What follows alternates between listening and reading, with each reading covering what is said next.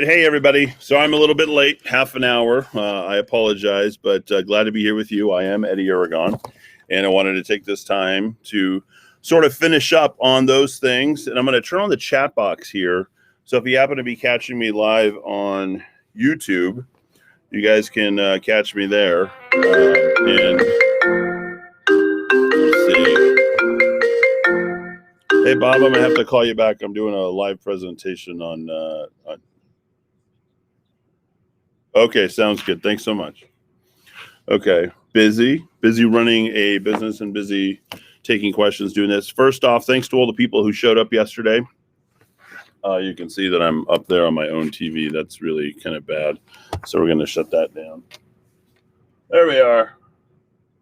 And powered off. All right.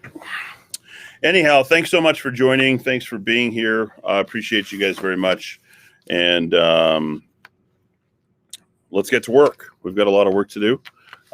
First and foremost, I think we should probably talk about the possibility and the most important thing in all this, which is electability. That's the biggest thing.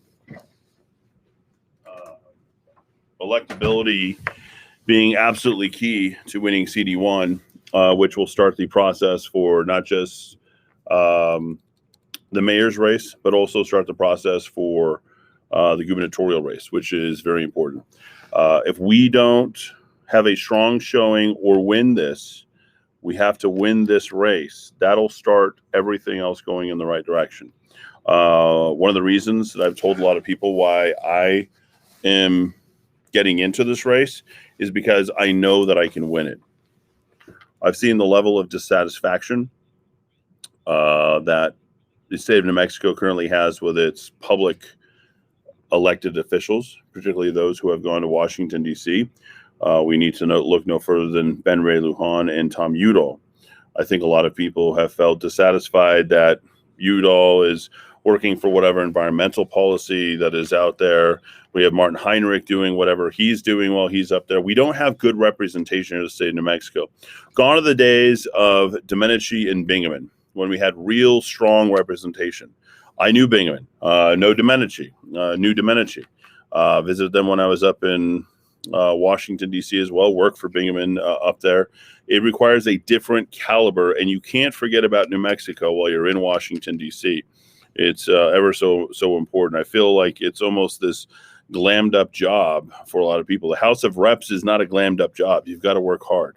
And I want to be your representative up in Washington, D.C., because I know that I can lead the charge and create the bench for the Republican Party. I can create the bench going forward. And I think I can attract a whole new cadre of Republicans who want to stay involved, who want to be involved, who care about the state like I do. And I know you do. If you're taking the time to watch this, read this, share information that I have, let me tell you, you are part of that change that could really make things happen. I care so much about the state of New Mexico. I cannot tell you what the state means to me. I came back to it. I left it. And I moved to Vegas. I moved to Phoenix. And I'm so incredibly glad to be back here. I'm glad that we have, the Rock of Talk. I have that going on. Incidentally, someone asked me about my finger and what ring I have. And that's the United States of America silver dollar. You can see that right there. And it says, "In God we trust." So in God we do trust. And that's very important to me. Now, let's talk about the platform. Energy, oil and gas. I ask a lot of people, what did Deborah Haaland do while she was in Congress? Did she represent the state of New Mexico? Did she represent the people of the 1st Congressional District? I ask you today, how many jobs did Joe Biden kill the first day he walked into office with that green new energy agenda that we adopted back on April the 24th of 2019? He literally killed off 13,000 jobs, 8,000 union jobs, 8,000. Putting global ahead of the United States or putting the U.S. ahead of New Mexico. We did not think for ourselves. We didn't think how this would impact. I just got off the phone with a reporter. We were round and round for nearly 70 minutes. His primary care was education. Well, where do you think that 50% of that budget comes from? for education. It comes from oil and gas. We have to be staunch defenders of oil and gas and fossil fuels here in the state of New Mexico. Nobody else is leading that charge other than Larry Behrens and what he's trying to do here. Right now, you see Michelle Lujan Grisham. What is she trying to do? She's trying to save what number of jobs that she can actually keep here, because she understands the impact that it's going to create in 2023 and beyond. She may have been bailed out with those $9 billion that have come in, but let me tell you, they're already talking about delving into the permanent fund. They're creating that sort of cut into that permanent fund because they know the money is not going to be there. They know that we are not going to be flush with that cash. The number 1 and number 6 oil producing counties in the entire country, Eddy and Lee County. I should say Lee and Eddy County. That should be number 1 and number 6. Oil and gas is 40 to 45% of the state budget at any one time.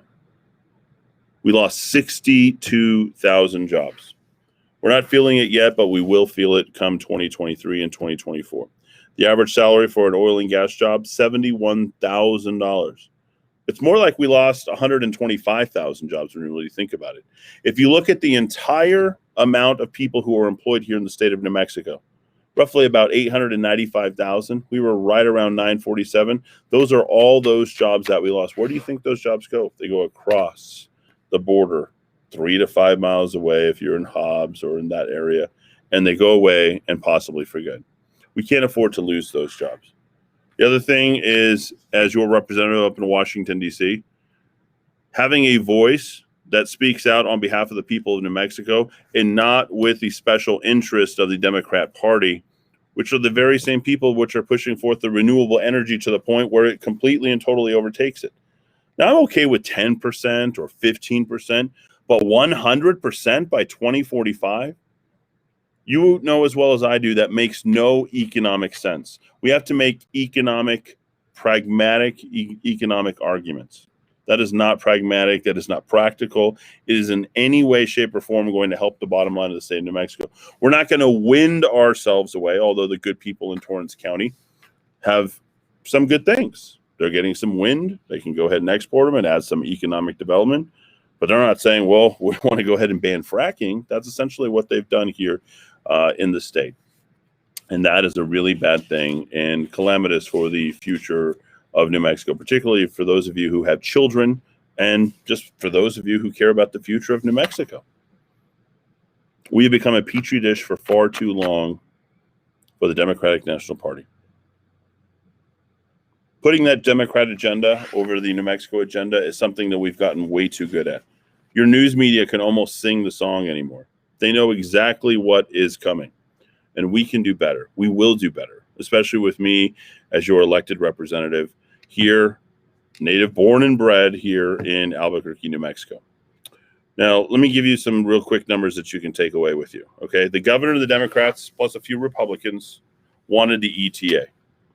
We can't afford to lose, especially with the majority, not one Republican with the Energy Transition Act. Even the governor right now would not have passed that ETA given what's there. One of my opponents in this race, Mark Moores, voted for the ETA, along with Greg Baca, Candace Gould, who's no longer up there, Ron Griggs, Cliff Pirtle, Sandra Rue, who's no longer up in there, and Bill Payne, who retired. Make no mistake about it, we cannot afford to have these people peel off. We can't afford to have these people go into a different direction and say, you know what, we're not staying with oil and gas. We're moving away from oil and gas. I can't find one rational economic justification or any rational policy argument that would suggest that any Republican at any point should be voting for the Energy Transition Act. Because the governor and those Democrats and a few Republicans lost $710 million for every 10% reduction in the output. That is remarkable. We have $70 million that's made for every 1% of oil and gas output. That itself is remarkable. Also on money in the budget, I think we should talk about tax pledges. That's something that I certainly have taken, and it's the Grover Norquist pledge. I've interviewed Grover 3 times. He asked me, should I ever run for anything? He suggested that I should definitely sign up with his pledge. It's the Taxpayers Protection Pledge. And it says this: Your electricity bill is going up. You voted for it, the Energy Transition Act. You have broken the Taxpayers Protection Pledge. Regardless of whether or not you decided to go ahead and increase taxes formally as a cent or whatever it is on the bottom line, because you are costing the taxpayers more, not trying to save them money, you have broken the Taxpayers Protection Pledge. There should be no increase on federal income taxes. I'll pledge that to all my constituents in CD1, which is very important. Also, Biden may have, or you may have been aware that he just introduced something that was really interesting. He wants to do a big pass-through income tax hike, and it's going to impact in the state of New Mexico, and it hits every single state differently. It's going to impact 62%, 62%, folks, of all of the taxpayers here in the state of New Mexico. 2/3 of citizens will be paying this increased rate. Your taxes are about to go up. Congratulations for voting for Joe Biden. I will fight hard to repeal that, remove that, and make sure that those pass-throughs don't hit the state of New Mexico. Right now, you're not hearing about any of that stuff at this point. I also want to talk about protecting jobs and small businesses. That's very important. As a small business myself and a number of people who are out there who are running small business, I think it's vital and important that we do, especially after coming out of this COVID-19 pandemic, that we do our very best to protect these employers because they provide the jobs. 7 out of every 10 jobs in the United States is brought about from a small business. It's important that we keep that lifeblood of our economy going. We've had a very difficult time doing it because here in New Mexico, as an example, we've chosen between essential and non-essential. Can you imagine if you had a business that was deemed non-essential and then you were told, well, you're not going to get no relief either? I know of several stories just like that. In fact, to add insult to injury, we can only think of a handful of examples that were played in the media. And those media examples came out with people who were getting penalties. Their business was shut down. They tried to barely open. They received $7,000, $70,000, $700,000 penalties, all for just trying to be able to put food on the table and provide an opportunity for their employees who were loyal to them as they are to their employees. We need to stop demonizing our small businesses as well. They're not like many of these big businesses who are giant recipients of corporate welfare, and that's important. Those corporate welfare recipients like Facebook, Netflix, Amazon, and all these big companies that get these huge tax breaks and bonds so that they could go ahead and invest, is those opportunities, are those same opportunities brought to our small businesses? Oh, PPP, that is not the same. That is absolutely not the same. So that tax pledge, important, but it also goes concurrently with protecting small businesses and protecting jobs. If you protect those independent contractors, that's another important thing. A lot of people, to make ends meet, have been doing everything they possibly can to operate in this gig economy. Guess what's going away? Like your taxes going up for 62% of New Mexicans. On top of that, you also have the gig economy where people were getting 1099s from whatever money they were making, and now that benefit for working that gig economy has now been taken away because Washington, D.C. is attempting to get more and more of a cut of what those independent entrepreneurs, and they really are entrepreneurs, are doing. No increased regulations, not one more increased tax for these businesses. Trump administration, we need to restore the Trump rule on those independent contractors, and that is the gig economy.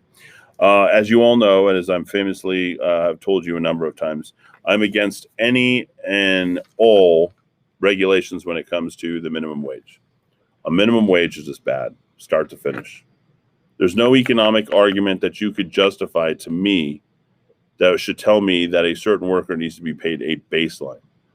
Every business will go out of business if they don't pay their employees or independent contractors adequately. It's a competitive marketplace, particularly in light of what we've seen of the last 4 or 5 years. We've seen these unbelievable low unemployment rates. Still the best 3 states, Idaho, Nebraska, Utah.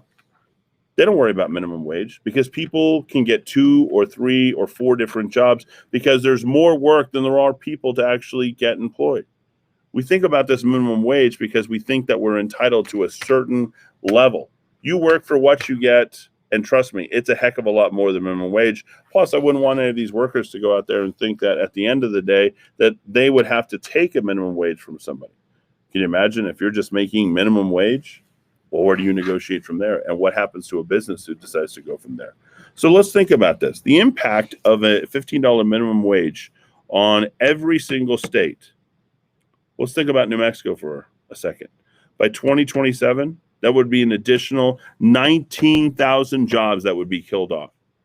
Businesses would figure out a way to do more with less. They would figure out a way to make ends meet, and they would figure out a way to whittle down their workforce, thereby providing less jobs. Plus, when you create an obligation for the business, what happens to that business?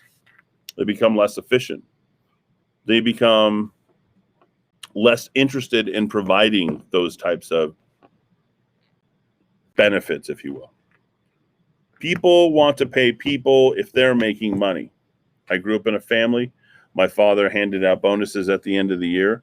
We did whatever we possibly could to make sure that we cut back on everything because we knew that every single one of our employees had to have a turkey. Every single one of our employees had a bonus, and that we knew that they had a jacket so they could kick off the new year. It was a big tradition in my parents' business where they would create these new jackets, these Carhartt jackets or whatever jacket. I mean, going back 25, 30 years, a jacket and a hat with his logo that would go out there, and a turkey for Thanksgiving, plus whatever we could afford in terms of the bonus that we're giving out. This was really important. Many of those workers who worked their butts off loved working for my dad because he made sure to take care of them at the end of the year, and they knew that they would have some level of Christmas money at the end of the year. There was no obligation for my dad to do it. It was something that he did. And my dad also did a great job of thinking about all those people who were helping him by trying to take care of those contractors who had worked with him for the last year. And he wanted to show them how appreciative he was of them selecting and working with him, providing all of his employees those jobs. And that's really important. The service, restaurant, and leisure industry has been devastated over the last year. I don't even know that words could put in perspective what level of devastation that we've experienced. But it's so incredibly bad that some of these restaurants will never open up again. People have left the entire industry again. The New Mexico Restaurant Association was attempting to do everything that it could to kind of keep things going, to no avail, because when the government has an edict and they push that stuff out, well, there you go. You have to do with what the government tells you to do. The service, restaurant, leisure, and hospitality industry has been devastated, and particularly leisure and hospitality industry. We've lost 30% of all its jobs here in the state of New Mexico. That was our second largest industry. We've lost 86,700 jobs from January 20 to January 2021. And let me tell you right now, when you have people who are just trying to get back into work and businesses are just opening up, and you want to go ahead and establish this floor with minimum wage, and you're saying this is what you have to pay after you haven't made any money, and you're not going to allow them to get there, and then you're going to also do this paid sick leave, and we can do all of these types of things, right? You can't. There's no basis for any of these small businesses continuing to stay in business. The minimum wage, also for those people who are in the service sector, I did it as well when I waited tables and when I was helping. You can make $30, $35, $40. What would the minimum wage do to that industry? Do you think someone will want to go in and put in 5-6 hours when they know that they can put in 2-3 hours and make the same amount at current numbers? I think they would much prefer not to be paid minimum wage or a mandatory minimum wage. All right, let's switch gears here. And by the way, I am Eddy Aragon, and I am live. It's 12:48 p.m. Here on Wednesday. You're welcome to go ahead and text in or call in. The number's there below, 550-5500. You guys can text or call and get that information out. And we're going to go ahead and put this out to every place that is, wants to go ahead and take a look at this. So we'll put this out. You guys might like this little sign. I'm not exactly flashing this up, but it's kind of a funny sign that someone made for me. Epstein didn't kill himself. So I just noticed that was in the background. So as you can see, it's like all set up. In addition to all my books and all this information and everything that I have here This is a great book, The Real Benjamin Franklin. You guys got to do it. Who was he? He has been portrayed as a hard-headed businessman, a prankster, a scientist, a British spy, a loyal patriot, a lecherous womanizer, and a man of deep religious conviction. It cuts through the confusion and lets us meet the man as he really was, rather than as he has been characterized by historians. The book tells much of his exciting story in his own words. This is great. I feel oftentimes that I'm kind of like Ben Franklin in a lot of ways. People misunderstand who I am. Some people take the persona for who I am on radio as the persona of who I am in real life all the time. And sometimes, I guess there is, but people also should realize that I am quite tactful. In addition to being quite aggressive on the radio, I also know how to present things, exchange ideas, pitch people ideas, and really sell, I think, the conservative message. I think the basis of all that has really kind of grown the radio station. You've seen our radio station in terms of what it's been able to achieve over the last 10 years. We'll celebrate our 10th anniversary here this November. Love the radio station. I think it's great. But, I am different than the man that people often try to demonize. So if you ever have any questions or want to reach out and talk, if I find out, generally speaking, that somebody doesn't like me too much, I make it a point to acknowledge them even that much more and pay even more attention to them and really focus on them. People might find that to be an annoying thing, but it's part of the salesman who I am. A little side note here that I'll share with you. I was the leading salesperson in commercial real estate by a number of transactions for 3 years running in Las Vegas, Nevada. And not an easy thing to achieve, but I got it down in a very formulaic way. And I understood that I was a broker. A broker is supplying, where the opportunity is. And I was connecting the people, even though they weren't my clients. And this is kind of the big thing, right? The lesson in all of this is, even if these people weren't my clients, I would go and I would sell them anyway, even if I knew they had an agreement with another broker. Do you know how many deals I ended up doing with people just because they knew that I knew information that their own broker didn't know? And I'd call their broker. I said, here's a deal. Let me get in on this deal. We'll cut through. And my gosh, I could not tell you the number of deals that I ended up doing with people just because I knew the information. Information is key. So we are an information society, and that's something that I did. All right. So we've talked a lot about energy, my tax pledge, and protecting jobs and small businesses. We could really delve into the details a lot more, but obviously, this is just going very topically through this information because it's stuff that I've prepared for the purposes of representing you. And if you wait around until the very end of this, you are going to see there's a number of topics that we didn't address last night at the county line that I'm going to be able to do even more with you. And I'm happy to take your calls or comments. You guys can call me direct here on my phone, 550-5500, and I'll take it and I'll play that out there too. Let's see, do we lose it? Okay, there we are. We're back. Okay. Healthcare. Basics about me, and then I've got some interesting proposals overall at the end of this presentation that I'll also talk about. I'm against the public option. Public option costs an additional $800 billion to the United States every single year. And climbing. That's stacking, by the way. Every single time that we vote for public option, that we want to increase the amount that the government is involved in healthcare, what happens? It increases. It increases the cost to everyone and all people. Government reimbursement rates, this hurts doctors most of all, lower than it is with all government programs, okay? Private sector, much higher. In fact, twice as high. Very important that you know. Private insurance for you as a consumer means lower copays. Sure, you have to pay every single month, but it's in there. And rest assured, you're investing in your health.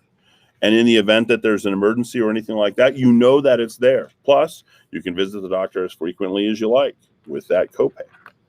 one of the great things about healthcare, insofar as you can get in. What happens when the government gets involved more than?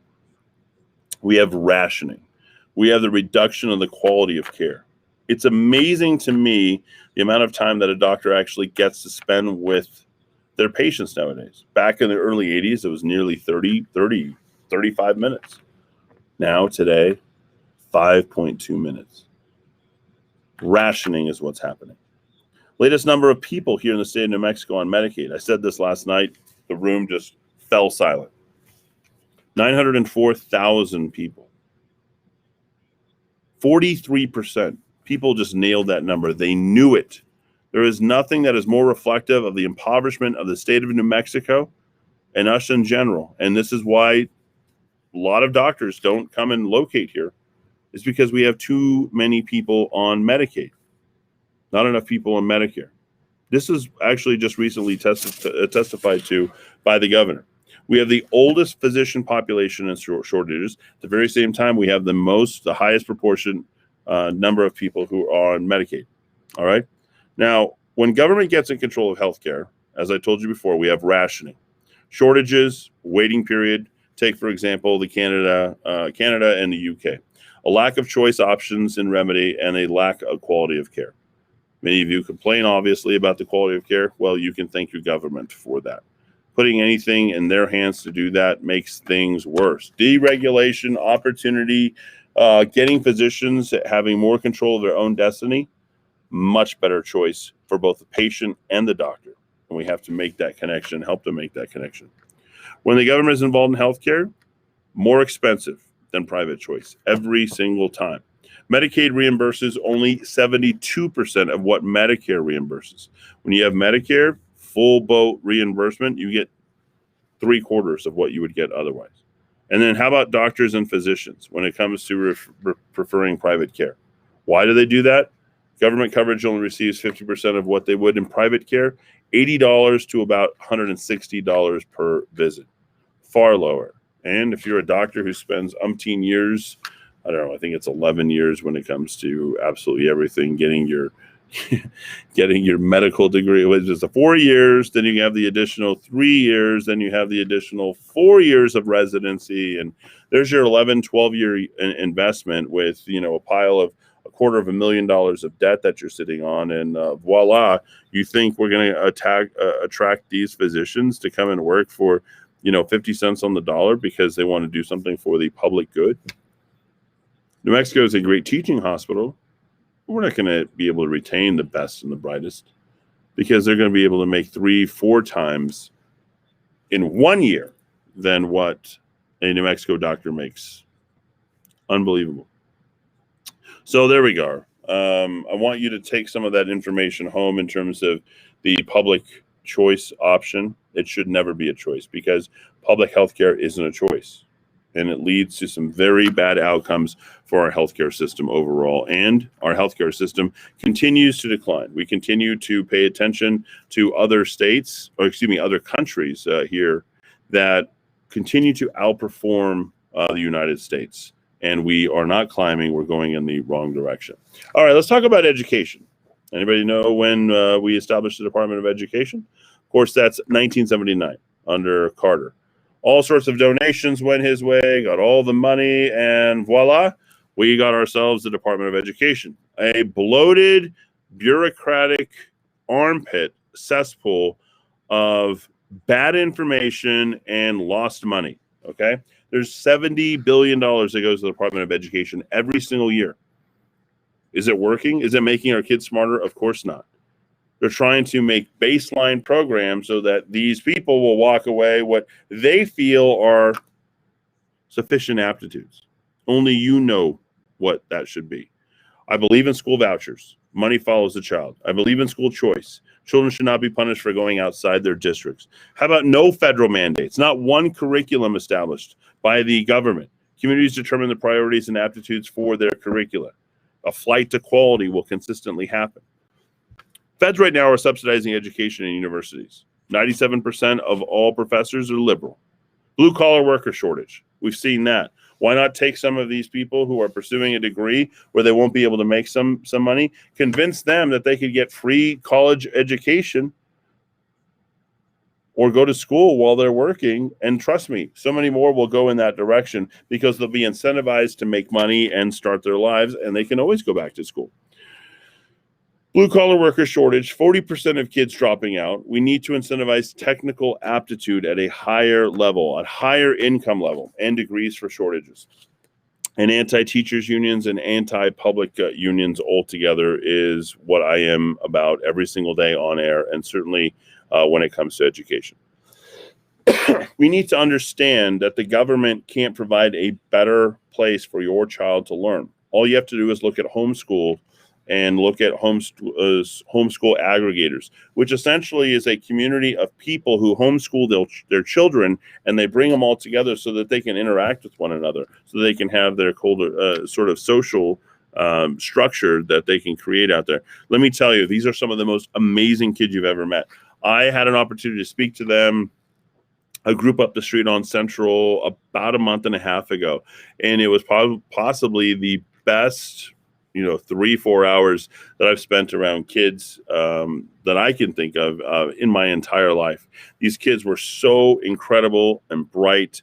And if that's homeschooling with parents who care and who have a curriculum, and then they get them together, let me tell you, that is the future of schooling. And I don't think that we need to continue to, lob in tens of thousands of dollars every single year per child to go ahead and get them educated. So that's where I'm at on education. I want you to make sure that you hear that those really market, pro-choice, pro-educational policies are only going to help us here in New Mexico and the United States going forward. Because what we're doing by building up unions, finding more stipulations, and creating more ways to diversify the education is not working. Establishing that baseline curricula is only ultimately impacting us in a very negative way. A lot of people ask me pro-life. I have 2 kids, Sam and Sebastian, 6 and 8 years of age. I will support the sanctity of life from conception until birth. I am also a Knight of Columbus. I have those 2 children, which tell you that I believe in life. I am a child of teenage pregnancy. Not many people know that. I don't really like to say that very often to people, but for the purposes of that, I'm sure that was on the table for a lot of different people who were my parents' age during that time. I doubt very strongly that my parents ever said, well, we don't want to bring this into the world. I don't think that was ever even I can't imagine that my parents even for a second thought about that. I will support the Hyde Amendment and prevents taxpayer-supported abortion. And that's something that each and every one of us, I think, as conservatives needs to be on board with. Let's talk about guns. Second Amendment, firearms, okay? And I sort of made a joke last night. I don't know how many of them actually laughed, but it was kind of funny because I was talking about my firearm and what I was, what I've used. But I really do want people to understand what the word infringement means. I want them to understand that you can't touch my gun in any way, shape, or form. It is your human right. That's right, your human right to defend yourself. You have life, you should be able to defend yourself by any means. Whatever means you need to defend yourself, you should be able to protect your home, yourself, and your family. There are hundreds of state and federal gun laws on the books right now. We need to remove every single one of them. Every single one of them. There's sort of a Murphy's Law slash, how would I refer to it? You've heard of the Darwin Awards. Some of the most responsible kids I've ever seen are kids who handle rifles and guns at a very early age. I got my son involved with the Red Ryder. He puts in the Daisy BBs, he aims it, practices safety first, wears his earphones, try to get him in the habit early, even though, it's just like a dirt, it's like a, but if I were to shoot a gun, we want to make sure that he has the headphones on that too. The kids know how to do it, and they understand that that's all part of life. Guns, unfortunately, for many people who try to look away and think that they're not part of life, guns are everywhere. It's part of who we are as a culture, and there's nothing wrong with that. There's nothing wrong with, the practicing and exercising your Second Amendment. And I will defend everybody's right to go ahead and carry that firearm to protect yourself. That cell phone, firing that thing up and then having somebody come and take care of things 11 minutes later, that does not work, especially in a very, very violent city like Albuquerque, New Mexico. I will vote to repeal and remove every single one of those laws, including the most recent stuff that has been rolled out. Okay. And that is HR 1446, which allows the government to delay 10 days your ability to get a gun.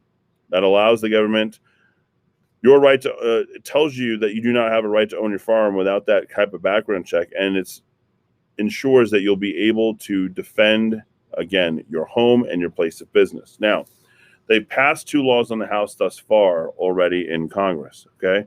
HR 8 is the second one of those. This mandatory checks, even for loan. If I wanted to loan my gun to somebody, just wanted to hand it over to them.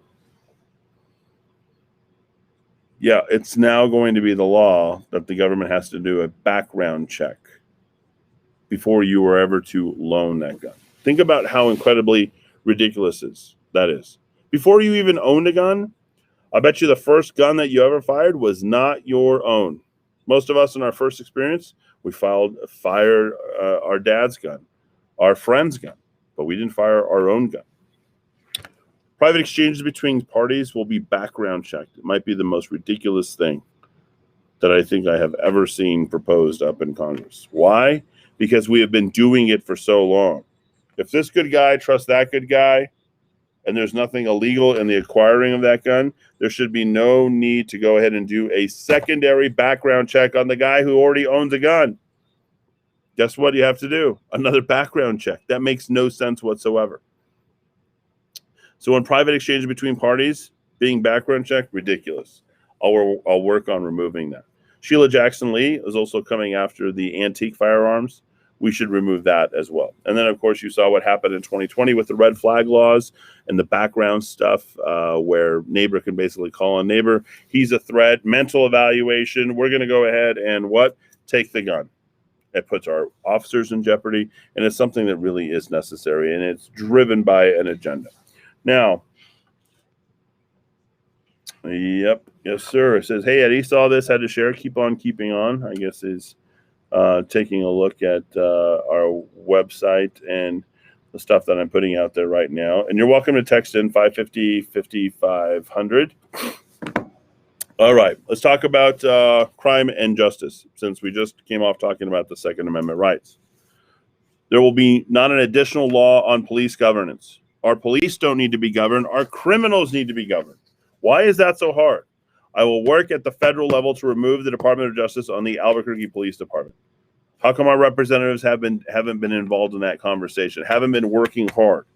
Because that is leading to the high brazen crime rate that has been happening by these brazen criminals, because they know that our police officers, their hands are tied.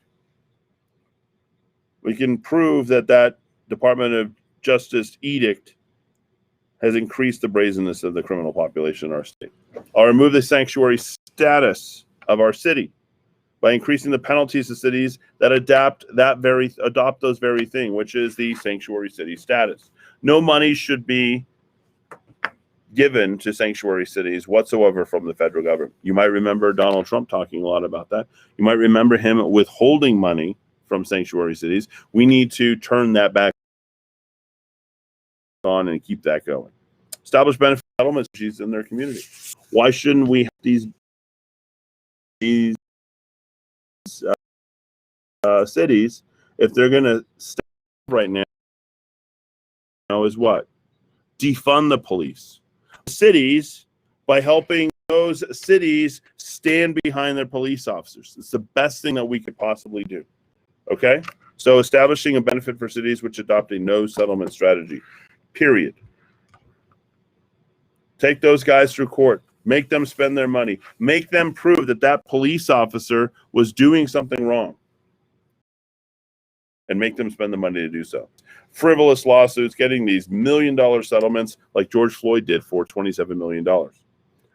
And finally, allow Albuquerque other municipalities to self-govern police rather than establish woke mandates from Washington. What works in Seattle, what works in Milwaukee will not work here in the city of Albuquerque. So these are all things that your congressperson can do. This is all things that I will do as your congressperson. And I care very much about crime and justice here in the city of Albuquerque. And this is something your congressional delegation has completely removed themselves from altogether. All right, finally, how about establishing minimum sentencing offenders who riot, loot, and destroy taxpayer property? Saw what happened downtown, which was very interesting. They took down Juan de Oñate. I believe there was somewhere close to like 200 Antifa people. I think there was maybe 12, what they refer to as militia people who got penalized. Who was destroying the property? What happened to those other 200 people who were destroying their property? Nothing. They were expressing themselves. Is that fair? I don't think so. I didn't like it. I know a lot of you would like to see some consequences there. We also need to be removing terrorist groups like Red Nation, BLM, Antifa, and other groups that disguise themselves as patriots and American foundational values. They are not patriots. They do not support the values that founded this country. But somehow that has got completely and totally turned around. Also, the National Guard, state house staging for perceived and phony threats of political theater should be coming their way. In order to create lockdowns, the public must be explicitly informed and given the display, both past and present. So I'm going to get to part 2, and I'm going to do that tomorrow. Tomorrow I'd like to get together with you, and I'd like to talk about tech and the First Amendment, immigration, the federal government, particularly during COVID-19, wars and Gold Star mothers, as well as registration. In fact, I appreciate the people who commented me as I was doing my presentation yesterday. That knew what HR1 is. All I do is read. I know exactly what it is, and we pay attention to the news all the time here. So I'll be back with you guys tomorrow at noon for another installment, and then we'll get you all ready. We're going to blast this out everywhere, and we can go from there. I appreciate you guys tuning in. Can't wait to have the vote. Can't wait to compete. And as always, I appreciate you guys tuning in. And see you this afternoon, 4 p.m. here in the Kiva.